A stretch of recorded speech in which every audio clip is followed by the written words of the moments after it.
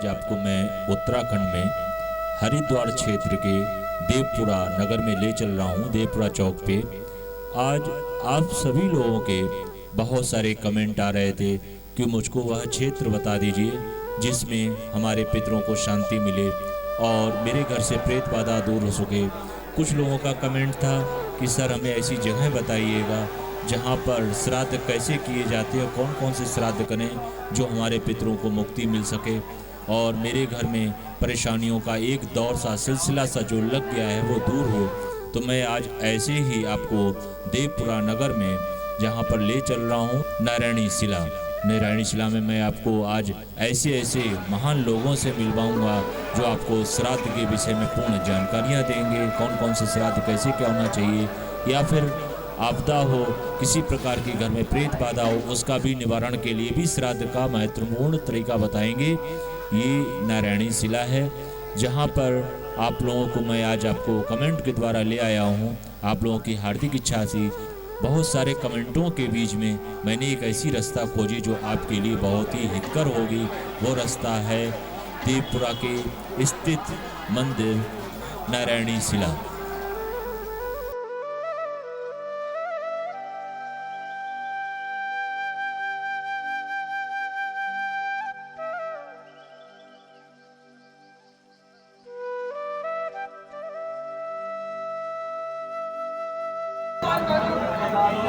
महाराज जी बहुत बहुत दंड प्रणाम आपको। मैं इसलिए आया हुआ हूँ कि मेरा अपना एक यूट्यूब चैनल है जो धार्मिक चैनल है। तो जो लोग यहाँ पर आना चाहते हैं और किसी को कोई जानकारी नहीं है कि मैं क्या करूँ और कैसे करूँ, अधिकांश में यहाँ के लोग गया के विषय में जानते हैं, अन्यथा दो जो क्षेत्र हैं उनके विषय में नहीं जानते हैं।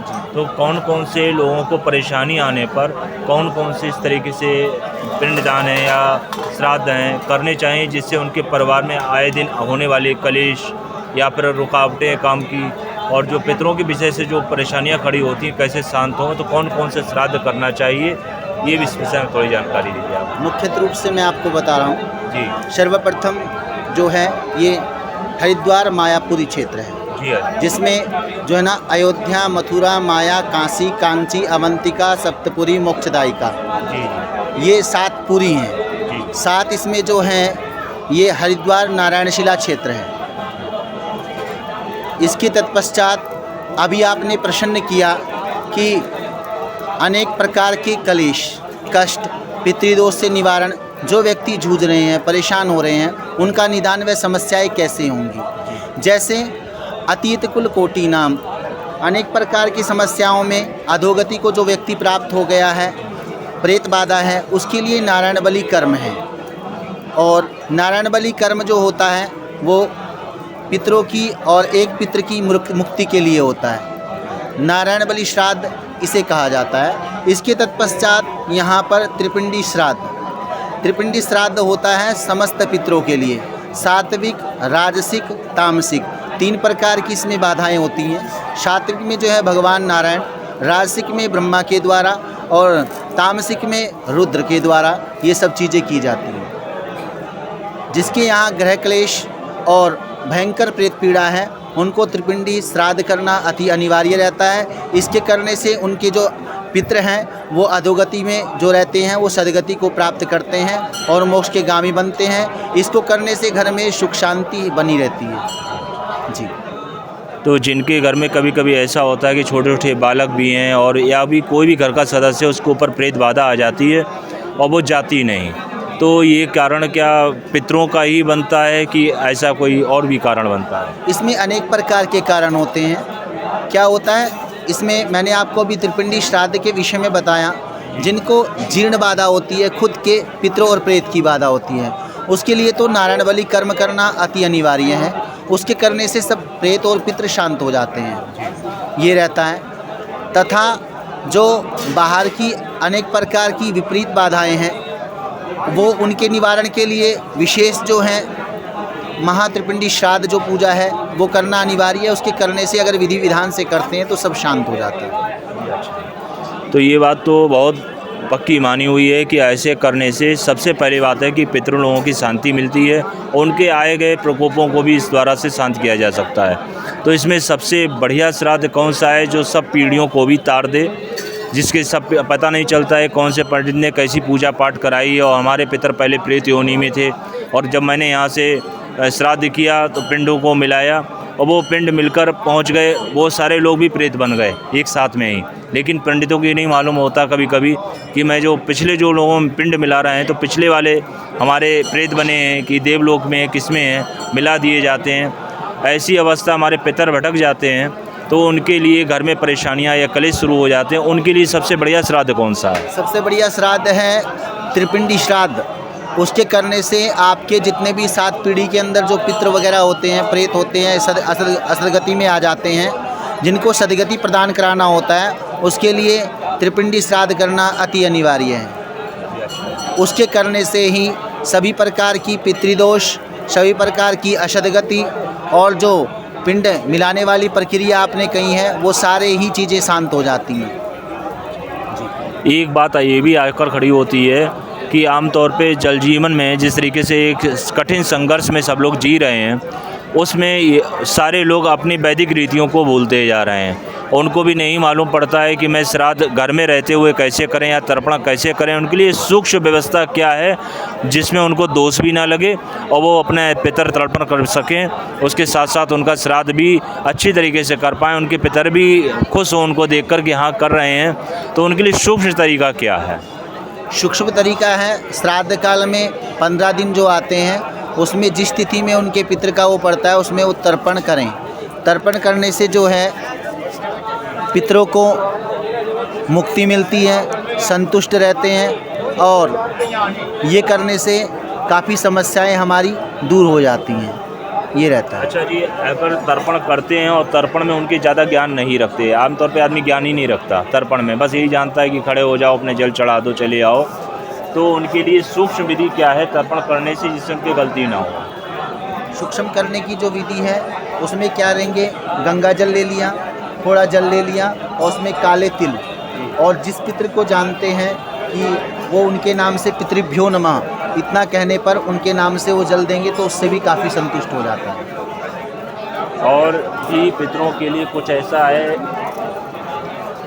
जो पितरों को प्राप्त हो पाए? पितरों को प्राप्त विशेष प्रकार से सर्वप्रथम मैंने आपको बताया है, अगर घर में उग्र प्रेत बाधा है जी, कोई एक प्रेत परेशान कर रहा है और काफ़ी समस्याएं आ रही हैं, तो नारायण शिला हरिद्वार में आकर के नारायण बलि कर्म कराने से काफ़ी समस्याएं जो है हमारी सोल्व हो जाती हैं और विशेषकर पितृ संतुष्ट हो जाते हैं। परंतु यदि हमारे यहाँ प्रेत बाधा और पितृदोष ज़्यादा ही हैं तो उसमें जो है महात्रिपिंडी श्राद्ध मैंने आपको अभी बताया है, उसके करने से समस्त समस्याएं पितृरूपी दूर हो जाती हैं। अच्छा महाराज जी, ये महात्रिपिंडी श्राद्ध में लगभग कितना खर्च हो जाता है, व्यय हो जाता है? इसमें अलग अलग प्रक्रियाएं हैं। सबसे बढ़िया प्रक्रिया में बताइए। सबसे बढ़िया प्रक्रियाएं हैं उसमें जो है लगभग मान के चलिए आप 21 से 31। उसके बाद में हम पूर्ण संतुष्ट हो जाएंगे, हमारे लोग पूर्ण संतुष्ट हो जाएंगे, उनकी तरफ से उद्धार हो जाएगा। ये रहेगा। ठीक है महाराज जी, आपने इतनी जानकारी दी, बहुत धन्यवाद। महाराज जी, आपने इतनी सारी जानकारी दी, मेरे को बहुत ही अच्छा लगा। कृपया करके अपना नाम बता दीजिए। मेरा नाम है डॉक्टर सुबोध कपिल जी। अच्छा, आप जी यहीं पर मिलते हैं? मैं यहीं पे मिलता हूँ और मेरा जो कांटेक्ट नंबर है 8218502762। जी अच्छा, ये मेरा नंबर। एक बार नंबर और मेरे लोगों को बता दीजिए। 8218 जी 502762।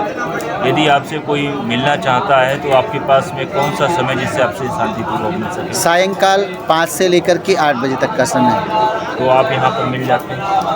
फ़ोन के माध्यम से आप बातचीत कर सकते हैं। जी अच्छा। गाइड्स, यहाँ पर सभी लोग पूजा पाठ बड़ी अच्छे स्तर से कर रहे हैं और सभी लोगों के कुछ ना कुछ घर में परेशानियां हैं, इसलिए यहाँ पर सारे लोग हजारों की संख्या में आते और जाते बने रहते हैं। यहाँ पर हवन करवाने वालों की बहुत आयात है, हवन करवाकर और यहाँ से जो भी जाता है पूर्णतः संतुष्ट होकर ही जाता है। ये नारायणी शिला एक विशेष महत्व रखने वाला स्थान है जो ये महत्व रखा हुआ है। यहाँ पर सभी लोग सभी क्रिया संपूर्ण होने के बाद यज्ञ की भी एक महान प्रथा है। यहाँ हमेशा यज्ञ भी चलते रहते हैं और अलग अलग प्रकार के भांति भांति प्रकार के श्राद्ध तर्पण पितरों के लिए भी करते रहते हैं, क्योंकि घर में सबसे ज़्यादा जो फैलती है प्रेत बाधा उसके पितर ही दोषी पाए जाते हैं, क्योंकि हम लोग उनका ये प्रेत शिला है, यहाँ पर भी पूजा दूध और तेल चढ़ाया जाता है, जिससे जिसके ऊपर भी प्रेत आया हो शांत हो जाता है और मुँह से बोलता भी है। यहाँ पे लोग दीपक भी जलाते हैं अपने पितरों के लिए, जिससे पितर योनि भी शांत होती है। ये प्रेत शिला यहाँ की नहीं है, ये स्वर्ग लोक की है। यहाँ से सभी लोग त्रिपिंडी श्राद्ध, नारायणी श्राद्ध, जो भी जैसी प्रक्रियाएं कर रहे हैं, क्योंकि उनके घर में कोई अधोगति व्रत हुआ है, जैसे कोई अचानक एक्सीडेंट में मारा गया है या फिर जिसका पता भी नहीं लगा, वो यहाँ पर आते हैं। ये पितरकुल है। इस पितरकुल में जो लोग अपने नारायणी शिला के पास में जो प्रेत राज शिला है वहाँ पर बोलते हैं कि हमें यहाँ बैठाल दो, तो उन्हें यहाँ पे ये प्रेत राज शिला है तो यहाँ पर बैठाल दिया जाता है। ये है नारायणी शिला। ये भगवान विष्णु का जो प्रतिमा थी वो स्वर्ग लोक से लेकर गयासुर भागा था, तो उनकी प्रतिमा जो टूट गई थी वो जो हृदय वाला स्थान वो यहीं पर है, इसलिए इसको नारायणी शिला बोला जाता है। और आप इसके अंदर से दर्शन भी कर सकते हैं। आज तो दूध चढ़ाने के चक्कर में पर्दा लगा दिया गया है इसके ऊपर से, आप कभी भी आप आएंगे तो पितरपक्ष में ना आए तो यहाँ पर आपको इनके दर्शन भी प्राप्त हो जाएंगे। और अगले वीडियो मैंने इनके दर्शन भी कराए हैं नारायणी शिला के। अभी तो सफ़ेद कपड़ा ओढ़ा हुआ है। ये नारायणी शिला पर जल चढ़ाने से भी पितरों की मोक्ष मिलता है और शांति मिलती है। जो लोग पितर बोल देते हैं कि मुझको यहाँ पर नारायणी शिला में बैठाल दो, उनके लिए ये पितर लोग है, यहाँ पर बैठाल दिया जाता है और छोटे छोटे आले बना दिए गए जिसमें ये लोग रहते हैं। ये पूजा पाठ के स्थान, ये दान पुण्य कर्म जो भी होता है उसको ये किया जा रहा है।